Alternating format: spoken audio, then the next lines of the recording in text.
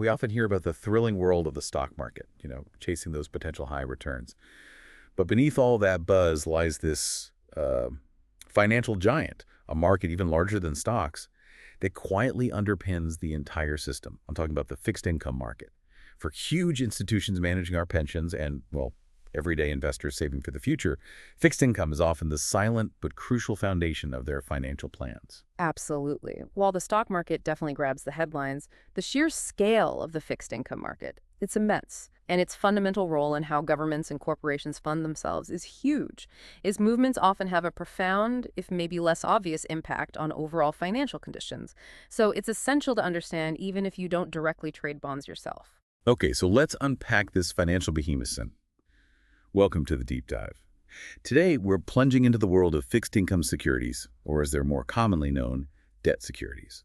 Our goal is pretty simple: to demystify what they are, explore why they exist, and break down their core features. We'll uncover why everyone from national governments to your local businesses issues this kind of debt. We'll decode the seemingly complex terminology, explore the different types of bonds, government, corporate, and more, and we'll equip you to understand bond quotes and ratings. By the end of our deep dive, you should have a clear grasp of this vital part of the financial landscape without feeling like you've just navigated some kind of financial labyrinth. Think of this as your comprehensive guide to the fixed income universe. We'll take our time carefully explaining each element, and we'll use practical examples to ensure these concepts really resonate. Great, so let's lay the groundwork. What exactly are these fixed income or debt securities? What's the fundamental idea behind them? Okay, so at its core, a fixed income security is a pretty straightforward concept. It represents a loan. When you, as an investor, purchase a fixed income security, you're essentially lending money to an issuer. Now, this issuer could be a government, federal, provincial, municipal, or it could be a corporation or even another type of entity. So you're the lender. Exactly. And in exchange for your capital, the issuer makes a binding promise. This promise has two key parts. First, the issuer pledges to repay the principal, that's the original amount you lent. It's also called the face value or par value. They promise to pay that back on a specific date in the future, which we call the maturity date. Okay, principal back at maturity. Right. And second, they agree to pay you interest, often referred to as the coupon. This interest can be paid regularly over the life of the loan, say every 6 months, or sometimes it's just a single lump sum payment when the bond matures. So interest payments plus the original loan back. Correct. And the crucial point to remember is that as a bondholder, you are a creditor. You've lent money, and you have a claim on the issuer's assets to get your principal back plus the interest. You are not an owner, like you would be if you held shares of their stock. You're a lender. Okay, the fundamental idea is a loan. That seems clear. Now let's think about governments. Why would a government, which, has the power to tax its citizens, need to borrow money by issuing debt? Seems counterintuitive. Yeah, that's a very logical question. While taxation is the main way governments get revenue for operations and services, there are often times when that revenue just falls short of their total spending. A budget deficit. Exactly, a budget deficit. So to cover this gap between income and expenses, governments turn to the debt markets and issue securities. You can think of it in personal terms, maybe. Even if you have a steady job, you might still need a mortgage to buy a house because your savings aren't enough for the whole cost up front. Right, big ticket items. Governments are similar. They often face large, immediate funding needs that exceed their current tax receipts. Plus, governments frequently undertake these huge, long-term infrastructure projects, building highways, rail lines, energy grids, that kind of thing. These projects are incredibly expensive and provide benefits over decades. So it's often considered more equitable to finance these long-lived assets through borrowing that's repaid over their lifespan, rather than hitting taxpayers with a huge bill all in one year. Okay, that makes sense. You've got a concrete example for us, right? Yeah. Something from, say, 2025. Absolutely. Let's imagine it's early 2025. The Canadian government announces this ambitious plan for a new high-speed rail line connecting several major cities. This is a massive multi-billion-dollar project going to take years to complete. So to finance the initial stages and the ongoing construction, the government might decide to issue a series of bonds specifically for this project.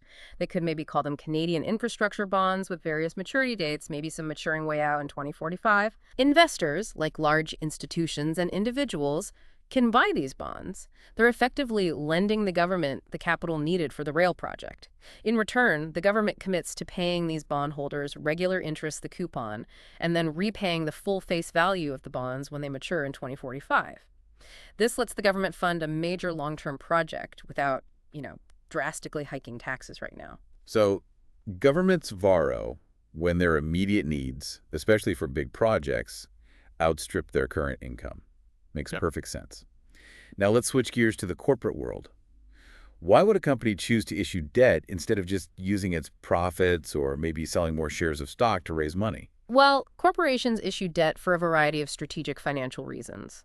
One of the most common is simply to get the funds needed to finance their day-to-day operations or to invest in future growth.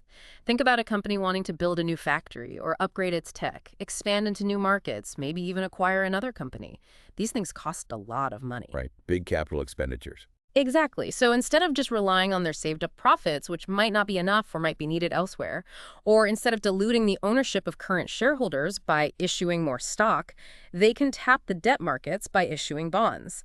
This lets them get the cash they need without changing who owns the company. Can you give us a clear example of a company using debt for growth like that? Sure. Let's say there's a successful tech company. They see a big opportunity to grab more market share by building a new state-of-the-art R&D center.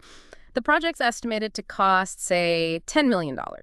The company could choose to issue $10 million worth of bonds to investors. Okay. Those investors provide the $10 million. The company uses it to build and equip the new R&D facility.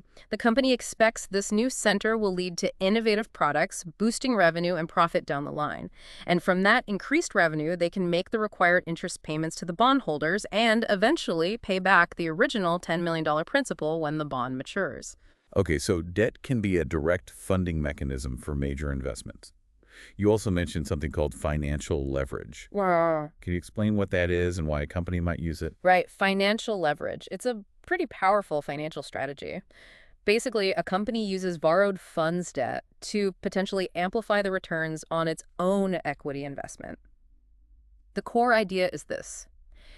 If a company can earn a rate of return on the assets it bought with the borrowed money that's higher than the interest rate it pays on the debt, Okay. then that difference, that extra return, essentially flows through to boost the returns for the company's shareholders, the owners. It's kind of like using a smaller amount of your own money and a larger amount of borrowed money to control a bigger asset, hoping the income from that asset more than covers the borrowing cost. So it's like using OPM, other people's money, to potentially make your own investment work harder. Exactly. Let's try a simple number example. Imagine a company issues $1 million in bonds. The interest rate is 8%, so they owe $80,000 in interest each year. They use that $1 million to buy some new equipment for their factory. Now, this new equipment increases their annual after-tax profits by $150,000. Okay. Even after paying the $80,000 in interest, the company still has an extra $70,000 in profit it wouldn't have had otherwise. That additional profit boosts the return on the shareholders' equity. Of course, and this is crucial, leverage is a double-edged sword. If the returns from the borrowed funds are lower than the interest costs, it actually hurts shareholder returns, so it needs careful management. That interplay between the borrowing costs and the potential return is really key. So both governments and corporations rely heavily on this bond market. You mentioned it's massive. Can you give us a sense of just how big it is in practical terms compared to stocks, maybe? Oh, the bond market is truly enormous. It absolutely dwarfs the stock market in terms of the sheer volume of trading activity. In Canada, for instance, the average daily trading volume in the bond market is often something like 10 times greater than the daily trading volume in the stock market. 10 times? Wow. Yeah. It really underscores its fundamental importance in channeling capital between borrowers and lenders. It's a crucial engine for the economy, facilitating trillions of dollars that fund everything from government projects to corporate growth. That really puts its size and significance into perspective. Okay, now that we understand why these securities are issued, let's dive into the specifics. You mentioned the terms bonds and debentures earlier. Are those the same thing, or is there a difference we should know? That's a common point of confusion. And yeah, while in everyday chat people often use them interchangeably, there is a technical difference. A bond, in the strictest sense, is long-term debt that's secured by a specific pledge of physical assets owned by the issuer. Think of it like a mortgage on a house. The house is the collateral. If the issuer defaults, the bondholders have a legal claim on those specific assets. Okay, so bonds are secured by assets. Right. A debenture, on the other hand, is also long-term debt, but it's unsecured. It's not backed by any specific physical assets. Its security relies on the general creditworthiness and the overall assets of the issuer. If there's a default, debenture holders have a claim on the general assets, but not first dibs on anything specific. So they're generally seen as slightly riskier than secured bonds. You said people often just say bond. Exactly. In common usage, even professionally sometimes, bond is often used as a general term for both secured bonds and unsecured debentures. And interestingly, Government of Canada securities, though often called bonds, are technically debentures because they aren't backed by specific assets. Their security rests on the government's promise to pay its full faith and credit.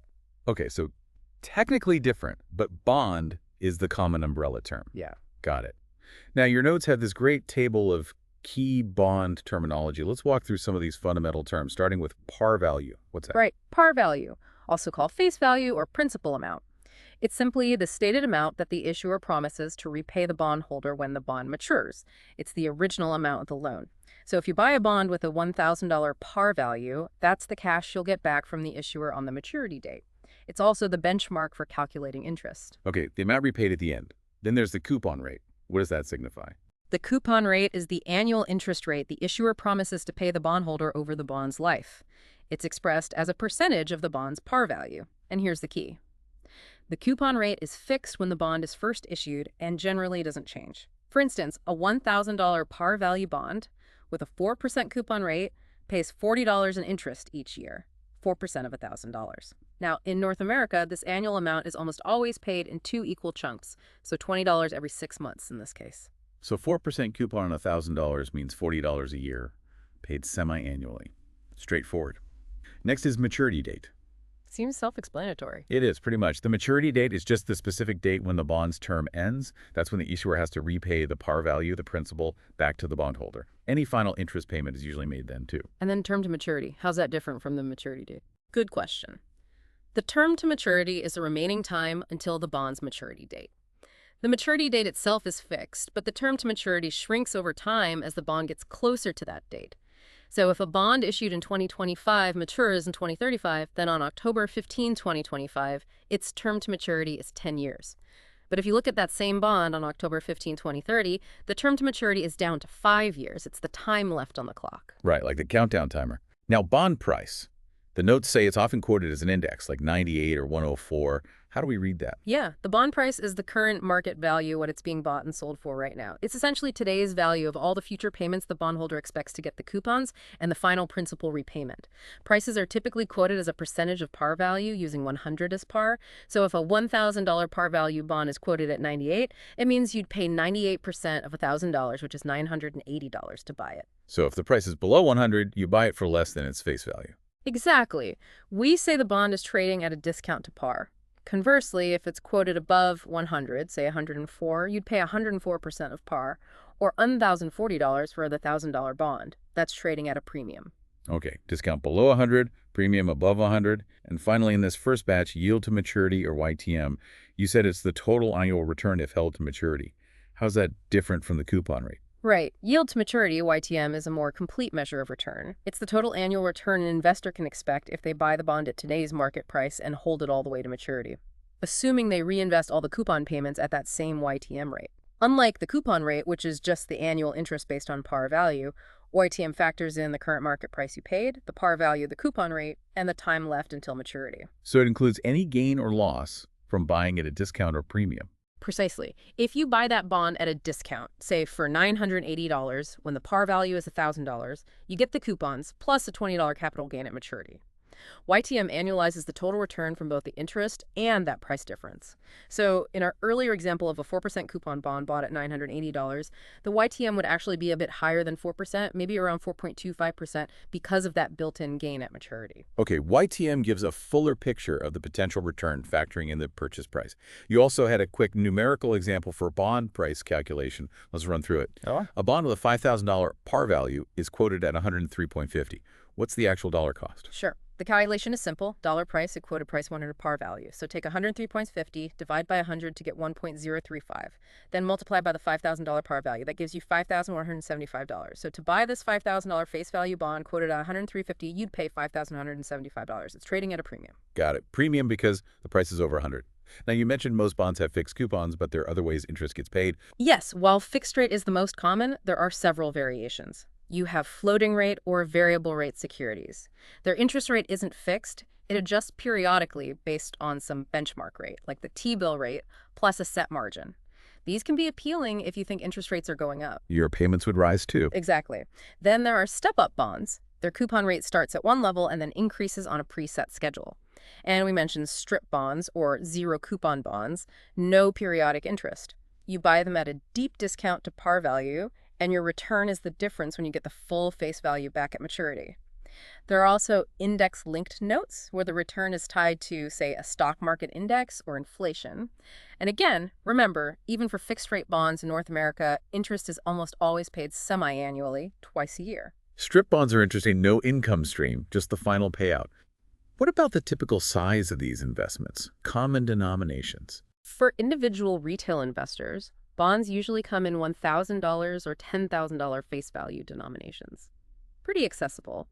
But in the institutional market, think pension funds, insurance companies' trades are much larger, often millions of dollars in face value. Okay, so individuals can get involved. You also mentioned trading at par, discount, or premium. Can you just quickly recap why a bond's price moves away from 100? Sure.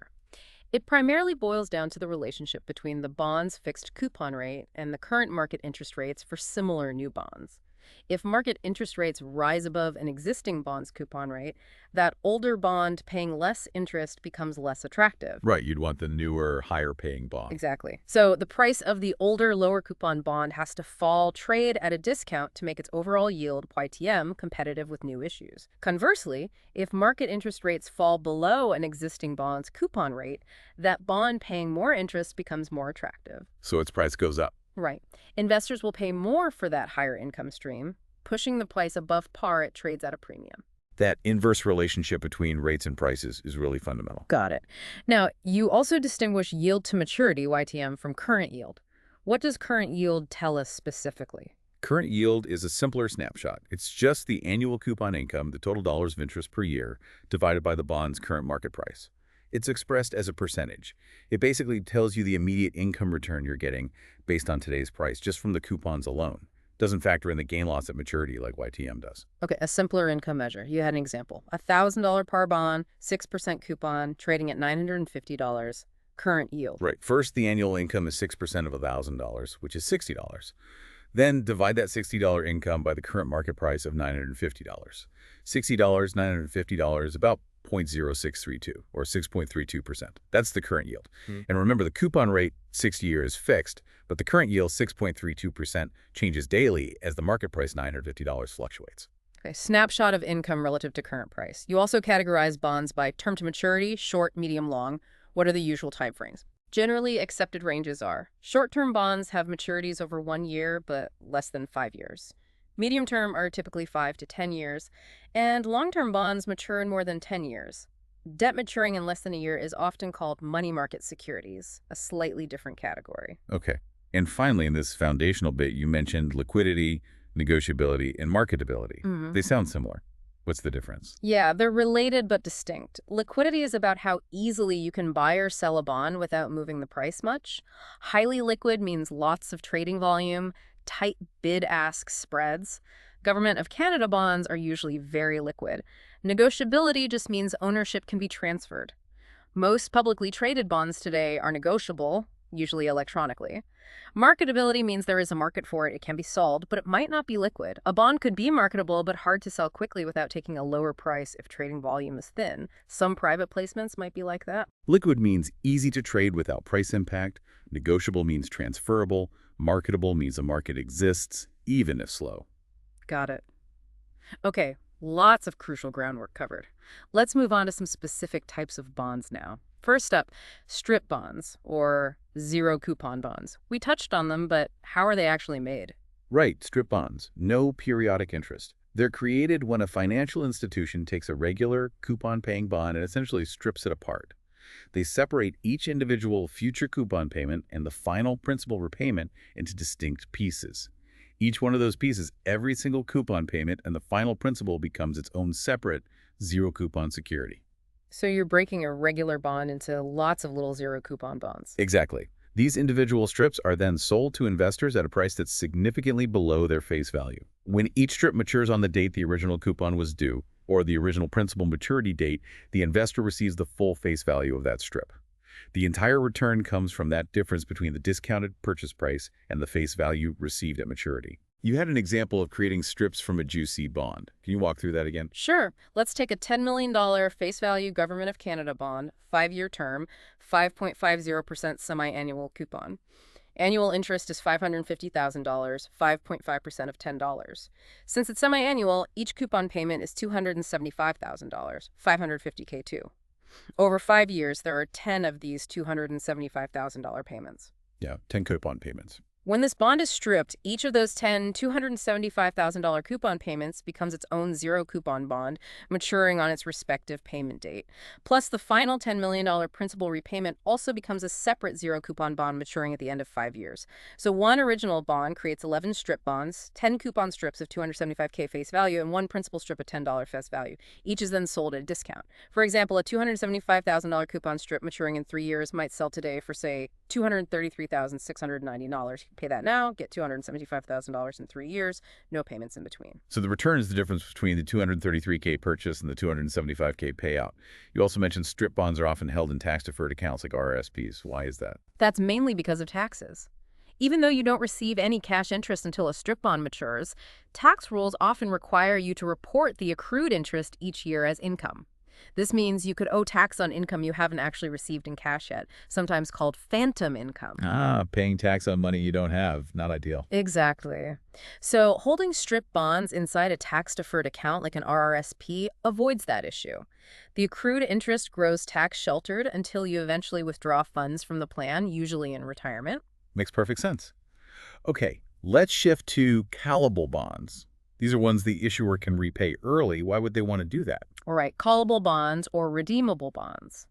The issuer, often corporations or provincial governments, less so the federal government, includes a clause giving them the option to buy back the bonds before the stated maturity date. The main reason: falling interest rates. If market rates drop significantly after the bond was issued, the issuer can call back their old, expensive, high-coupon bonds And issue new bonds at the lower current rate. Precisely. It's like refinancing a mortgage to save on interest costs. They might also call bonds if their finances improve and they just want to reduce their overall debt load. So it's mainly a benefit for the issuer. What does it mean for the investor? Well, because the call option benefits the issuer, investors usually demand a slightly higher coupon rate on callable bonds compared to non-callable ones, as compensation for the risk of having the bond called away. Quote, "When a bond is called, you get your principal back early, but you lose out on the future higher interest payments you were expecting." To soften that blow, call prices are often set slightly above the bond's par value. This extra bit is the call premium. This premium often decreases as the bond gets closer to its original maturity date. And most callable bonds also have a call protection period, a time after issuance when the bond cannot be called. This gives investors some initial certainty. You have an example of a callable bond with a decreasing call premium. Let's hear it. Okay. Imagine XYZ Corp issues a 6% callable bond in 2025, maturing in 2035. It might have call protection until 2030, can't be called before then. After 2030, it becomes callable, maybe the terms say. From 2030 to 2032, callable at 103, you get a $530,000 bond. From 2032 to 2034, callable at 101.5, you get $1,015. And in the final year before maturity, callable at par, 100, just $1,000. That step down reflects the diminishing benefit to the issuer as maturity nears. Okay, call protection gives some safety, and the call premium offers some compensation, potentially shrinking over time. Now, what about extendable and retractable bonds? These sound like options for the investor. That's exactly right. These give options to the bondholder. An extendable bond typically starts with a shorter maturity, say 5 years, but it gives the investor the option to extend the maturity for another period, maybe another 5 years, at a preset interest rate. That rate might be the same or slightly higher. For example, a 7% bond due July 2025 might be extendable to July 2030 at 7.125%. Good if you think rates might fall or just want to lock in income longer. And retractable is the opposite. Yes. A retractable bond usually starts with a longer maturity, but gives the investor the option to redeem the bond early, usually at par, on a specific date before the final maturity.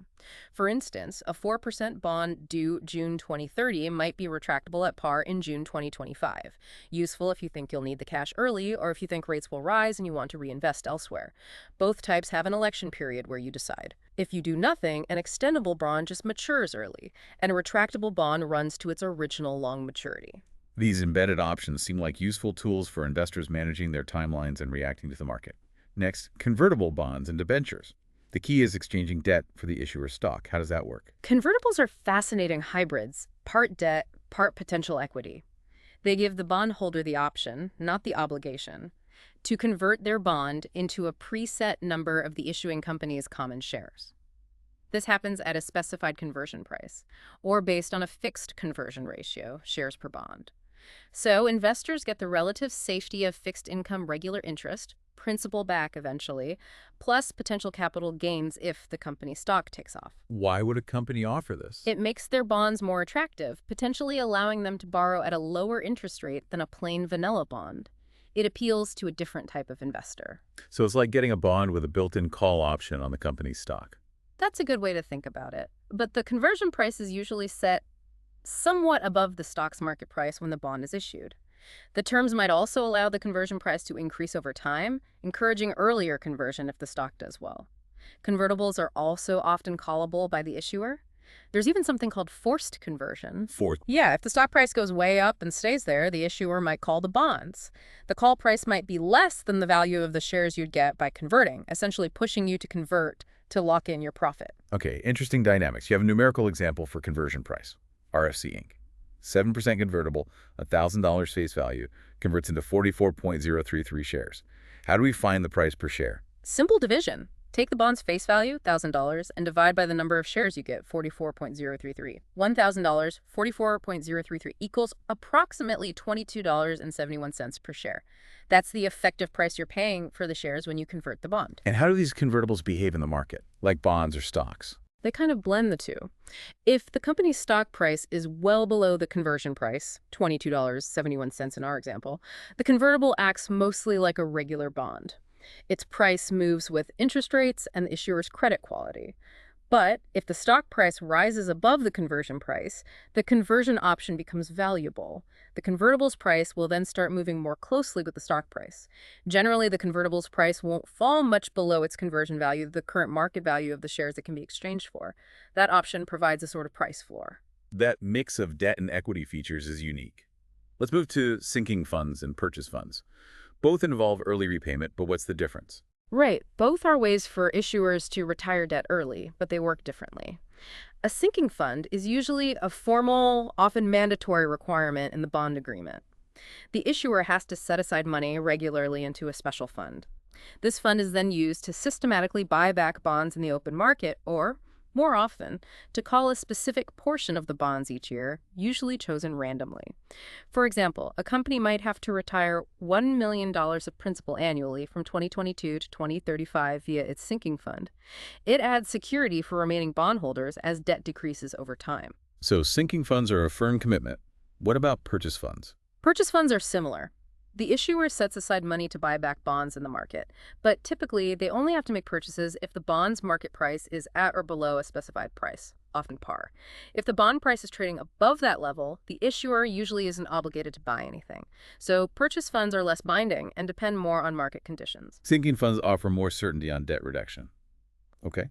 Lastly, in this section, protective provisions or covenants. These sound like important safeguards for bond investors. Absolutely crucial. Covenants are clauses written into the bond indenture, the legal contract. They're designed to protect bondholders by restricting certain actions of the issuer. Examples include a security covenant detailing any pledged assets, a negative pledge stopping the issuer from pledging assets to new lenders if it harms existing bondholders, restrictions on selling major assets or merging, limits on paying dividends to shareholders, dividend test, to ensure cash is available for debt payments, limits on taking on more debt, debt test, to prevent the company from becoming over-leveraged. So these covenants act like rules the issuer must follow to protect the lenders. Very important. Okay, let's shift focus now to specific issuers, starting with the big one, Government of Canada Securities. Right, GIC securities. Issued by the federal government to finance deficits, programs, infrastructure, etc. The main types are bonds and treasury bills, T-bills. GIC bonds are highly marketable, transferable, have specific maturities and coupon rates. Crucially, they are non-callable. Non-callable. That's good for investors. Yes, it provides certainty. They're also considered the highest credit quality in Canada, very low default risk. And T-bills. Yeah. Short-term and sold at a discount. Exactly. Treasury bills are short-term, typically 3, 6, or 12 months. They don't pay coupons. You buy them at a discount to their face value, usually $1,000 minimums, and you receive the full face value back at maturity. The difference between your purchase price and the face value is your return, which is taxed as interest income. They're sold via auction. You have a T-bill example. Let's run through it. Sure. Say in March 2025, you buy a $10,000 face value 6-month T-bill for $9,850. In September 2025, it matures, and the government pays you the full $10,000. Your return is $150,000, $10,000 and $9,850. That $150 is treated as interest income for tax purposes. Simple, short-term, low risk. What about real return bonds, or RRBs? These protect against inflation. That's their specific purpose. Real return bonds shield investors from inflation eroding their purchasing power. Both the principal amount and the coupon payments are adjusted based on changes in the Consumer Price Index, CPI. The stated coupon rate is a fixed real rate, but the actual dollar amount of the coupon payment fluctuates with inflation because it's based on the inflation-adjusted principal. And at maturity, you get back the original principal, also adjusted upwards for all the cumulative inflation over the bond's life. This guarantees a fixed real return above inflation. Can you give a quick example of how that adjustment works? Okay. You hold a $1,000 face value RRB with a 2% real coupon paid semi-annually. Let's say inflation CPI goes up 1.5% in the first 6 months. The principal is adjusted up by 1.5% to $1,015, $1,000 1.015. The next semi-annual coupon payment is then 1%, half the 2% annual real rate of this new principal. 1% of $1,015.15. This continues. Principal adjusts for inflation. Coupons are based on the adjusted principal. At maturity, you get the final inflation-adjusted principal back. That's a clever way to maintain real value. Okay, moving down a level. Provincial and municipal government securities. How do these stack up against federal bonds? Provincial bonds issued by the provinces are technically debentures, unsecured. In terms of credit quality, they generally rank just below Government of Canada bonds. A province's creditworthiness depends on factors like its debt per capita, federal transfer payments, government stability, and the strength of its economy. Many provinces also issue guaranteed bonds debt from their agencies but backed by the province itself. Provinces borrow both in Canadian dollars and internationally. Some also offer provincial savings bonds, but usually only to residents of that province. And municipal securities from cities and towns. Right. Municipalities mainly issue installment debentures, also called serial bonds. With serial bonds, a portion of the total principal matures each year over the bond's term, like paying off a loan in installments. So a $1 million 10-year serial bond might have $100,000 maturing each year for 10 years. Municipal bonds are typically non-callable. Their credit rating depends on the municipality's taxing power and economic diversity. Okay, different government levels, different risk profiles. Let's switch to types of corporate bonds. You said these generally carry higher default risk than government debt. That's correct. Corporations face business and economic risks that governments generally don't, so their bonds inherently have a higher chance of default. To compensate investors for this added risk, corporate bonds usually offer higher yields than government bonds of similar maturity. One important type is the mortgage bond.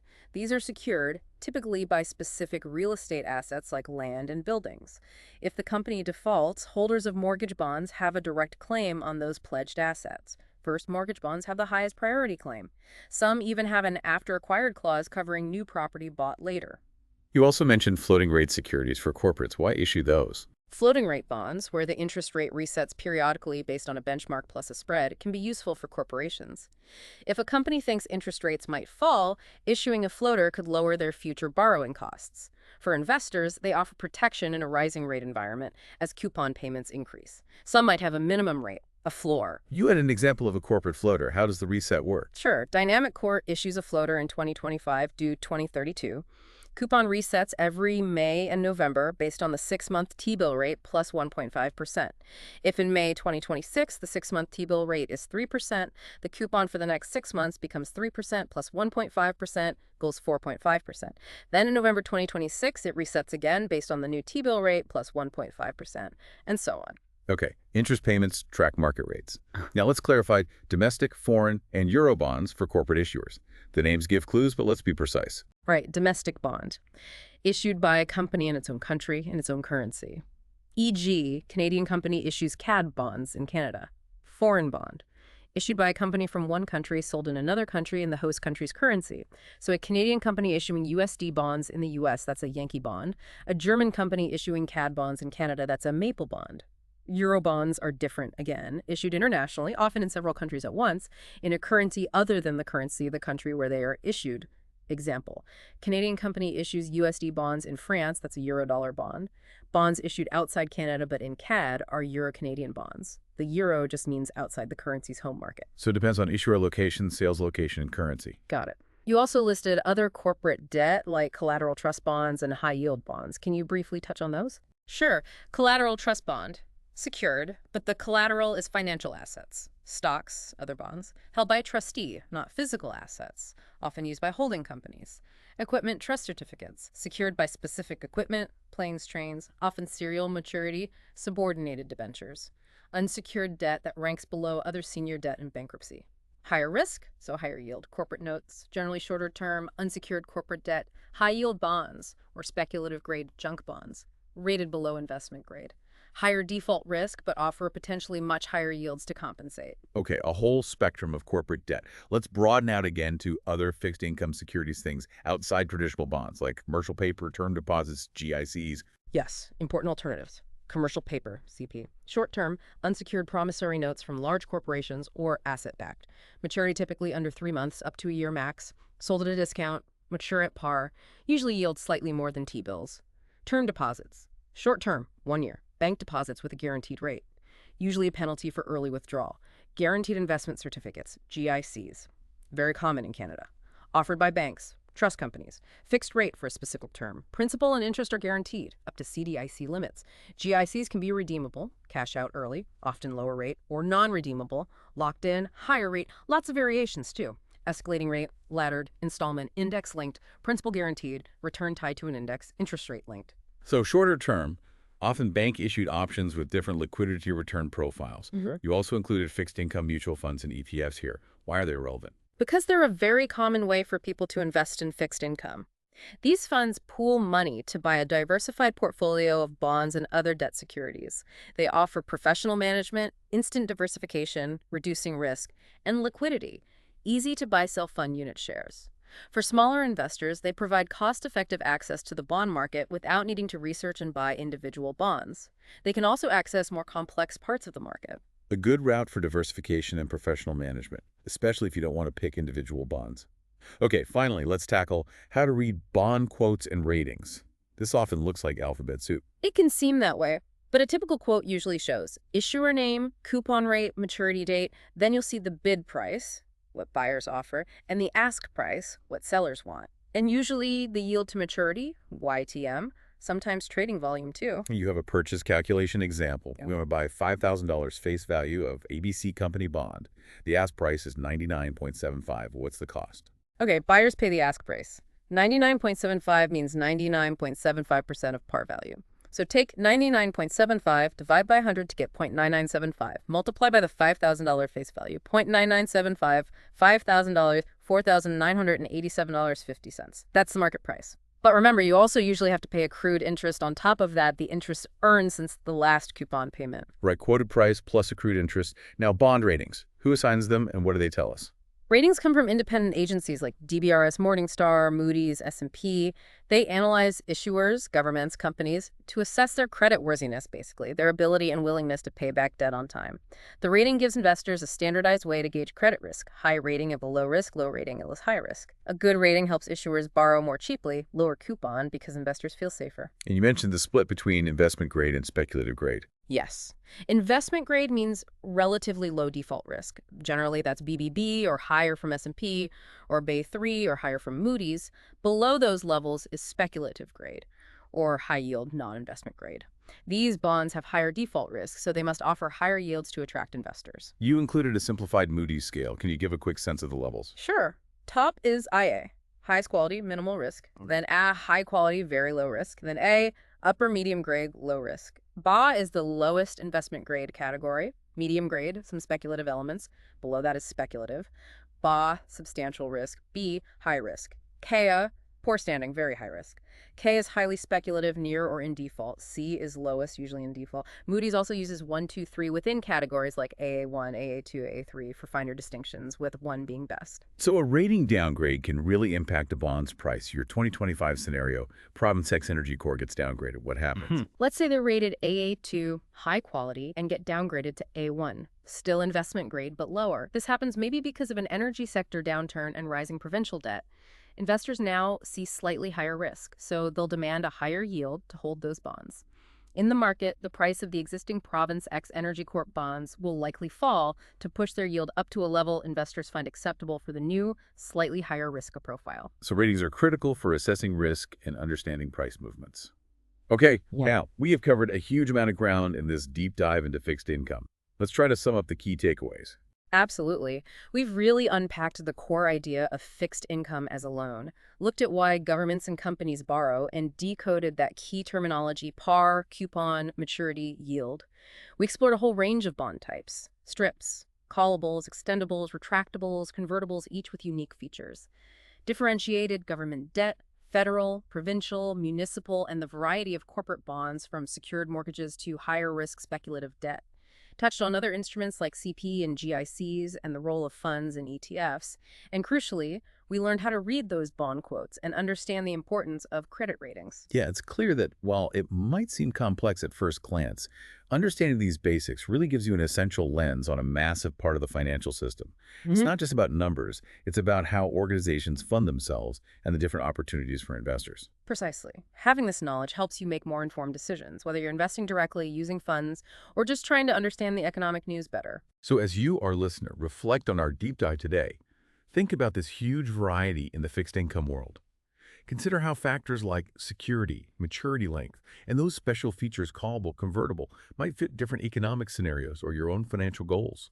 At the end of the day, what kind of loan, with all these different terms and conditions, would you find most compelling to make?